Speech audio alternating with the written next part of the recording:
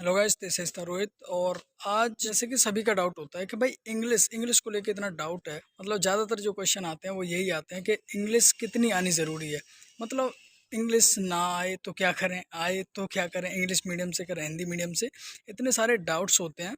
तो आज इन्हीं को क्लियर करेंगे कि इंग्लिश कोर्ट में, या फिर आप जुडिशरी की तैयारी कर रहे हैं, या फिर लीगल ऑफिसर वट एवर, या आप गवर्नमेंट फील्ड में जाएँ, या फिर आप प्रैक्टिस में आए, एडवोकेसी में आए, लिटिगेशन में आए, उसके लिए कितनी ज़रूरी है और किस किस फील्ड में।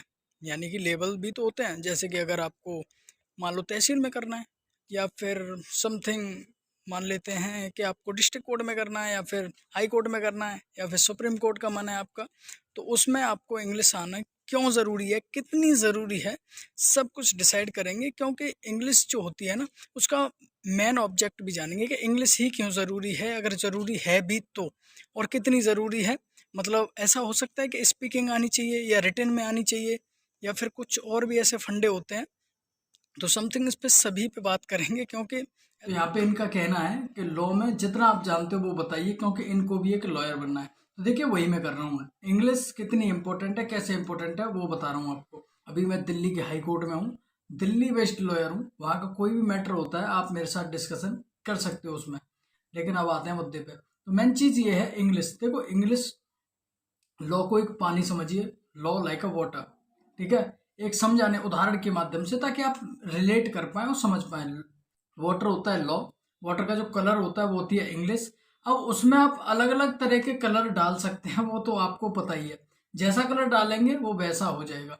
यानी कि जैसी लैंग्वेज आप उसमें यूज करना चाहोगे लॉ में, वो वैसी रहेगी। लेकिन नेचुरल की बात की जाए तो वो जो लॉ की लैंग्वेज होती है वो होती है इंग्लिश। मतलब लॉ जो बनता है, कानून जो बनाया जाता है, वो इंग्लिश में ही बनाया जाता है।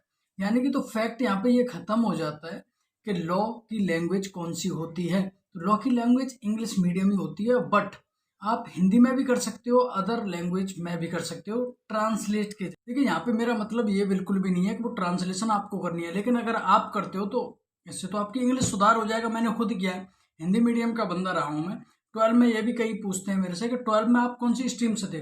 देखिए मैं था मैथ में, और मेरे मैथ में 90 नंबर थे। तो यानी मैथ में मैं ठीक ठाक था, आगे उसी में मैं अपना देख सकता था। लेकिन मैंने यहाँ पे इधर अपना रुख मोड़ लिया। अब क्यों मोड़ा वो रीजन अलग है, लेकिन मेन चीज ये हो जाती है कि जरूरी क्या है। तो देखिए मैं आर्ट्स से नहीं था, और ना ही कॉमर्स से था, मैं था साइंस से। तो मैंने लॉ किया है। तो ठीक है, यहाँ पे कंफ्यूजन मत रखना। कोई भी स्ट्रीम का कुछ भी, कोई भी स्ट्रीम का लॉ कर सकता है, उसमें कोई दिक्कत वाली बात नहीं है। लेकिन मैं हिंदी मीडियम का था, लेकिन अब नहीं हूँ। क्यों नहीं हूँ? जो ट्रांसलेशन थी ना पहले, जो इंग्लिश में, मैंने बताया आपको लॉ का ओरिजिन इंग्लिश में होता है। जो इंग्लिश में हमको मिलता था, उस जो भी मटेरियल था उसको हम हिंदी में करते थे पहले खुद से। मतलब गूगल ट्रांसलेटर लगाया, या फिर उससे जो मदद नहीं मिलती थी, फिर उससे समझ में यहाँ पे तो बैठता था ना कि गूगल ट्रांसलेट कैसे किया था, फिर अपने नोट्स बना रहे हैं उससे। तो बहुत मदद मिली थी। और दूसरी बात, इंग्लिश को इम्प्रूव करने के लिए वो एक सेपरेट वीडियो हो जाएगी। लेकिन मैं ये बता रहा हूँ आपको इंग्लिश लॉ में कितनी इंपॉर्टेंट रखती है।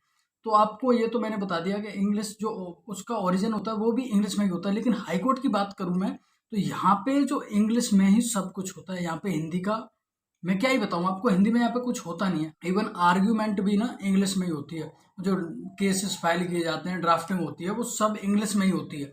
ठीक है, तो यहाँ पे हिंदी का तो कोई मैटर ही बनता। हालांकि बोल सकते हैं, लेकिन जब कोर्ट में आर्ग्यूमेंट की बात आती है तो वहाँ पे इंग्लिश में ही बात होती है। हालांकि हिंदी में भी होती है, प्रायोरिटी इंग्लिश को होती है। ठीक है ना। लेकिन कभी कभी हिंदी में हो जाता है। ऐसा मत कहना कि हिंदी में होता ही नहीं है, हमने तो देखा है, आप कह रहे हो ये क्या।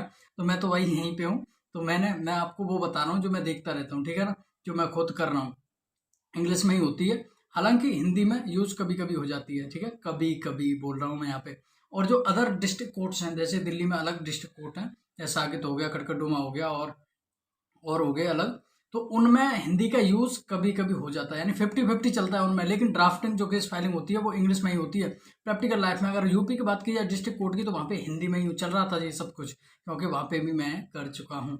इसीलिए मैं आपको प्रैक्टिकल जो एग्जाम्पल है वो दे रहा हूँ। ठीक है ना। और दूसरी बात, अगर बात की जाए कॉलेज में इंग्लिश जो कितनी इंपॉर्टेंट रखती है, मतलब इंग्लिश ना आए तो लॉ नहीं कर पाएंगे। बिल्कुल कर पाओगे यार, क्यों नहीं कर पाओगे, मैंने बोला तो है। इंग्लिश में आपका ओरिजिन होता है, लेकिन उसको या तो आप बाई ट्रांसलेट आप खुद कर सकते हो, या फिर कर किया हुआ मार्केट से मिल जाता है, खरीद लो। क्या दिक्कत आ रही है, उसको पढ़ लो। और पास तो हो ही जाओगे, क्या दिक्कत आ रही है ना? तो ऐसे आप कर सकते हो, कोई भी टेंशन लेने वाली बात नहीं है।